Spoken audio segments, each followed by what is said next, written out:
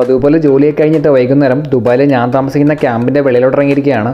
ഇവിടെ ഇപ്പം വൈകിട്ട് 6:30 ജോലിയൊക്കെ കഴിഞ്ഞിട്ട് ആൾക്കാർ എത്തുന്ന ഒരു സമയം കൂടാണിത്. 6:30 ആയെങ്കിൽ കൂടി ഒരു 3:30 പ്രതീതി മാത്രമേ ഉള്ളൂ. വെയിലിപ്പം താമസിച്ചിട്ടാണ് നേരം സന്ധ്യയാകുന്നത്. ഞാൻ താമസിക്കുന്ന ക്യാമ്പിന്റെ വെളിയിൽ പുതിയതായിട്ടൊരു കട ഇന്ന് കണ്ടു. ചൂടൊക്കെ ആയതുകൊണ്ട് ചെറിയ രീതിയിൽ സർബത്ത് കച്ചവടമാണ് ഇവിടെ നടക്കുന്നത്.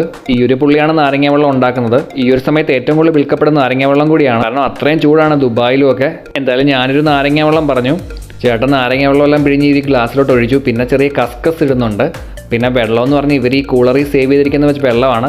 എനിക്കത് എത്രത്തോളം നല്ലതെന്നറിയത്തില്ല. എന്തായാലും കുടിച്ചു നോക്കാം. സത്യം പറഞ്ഞാൽ നമ്മുടെ നാട്ടിലെ തട്ടുകടയുടെ ചെറിയൊരു സെറ്റപ്പ്. നാരങ്ങ വെള്ളത്തെ കൂടാതെ എന്തൊക്കെയോ നോർത്ത് ഇന്ത്യൻ ഐറ്റംസ് അവരുടെ വിൽക്കുന്നുണ്ട്. കടലയും മല്ലിയിലേക്ക് ഇട്ടൊരു സാധനം. അതുകൂടാതെ അപ്പുറത്തൊരു കടയിൽ സമോസയും ബജ്ജിയും ചായയൊക്കെ വേറെയും വിൽക്കുന്നുണ്ട്.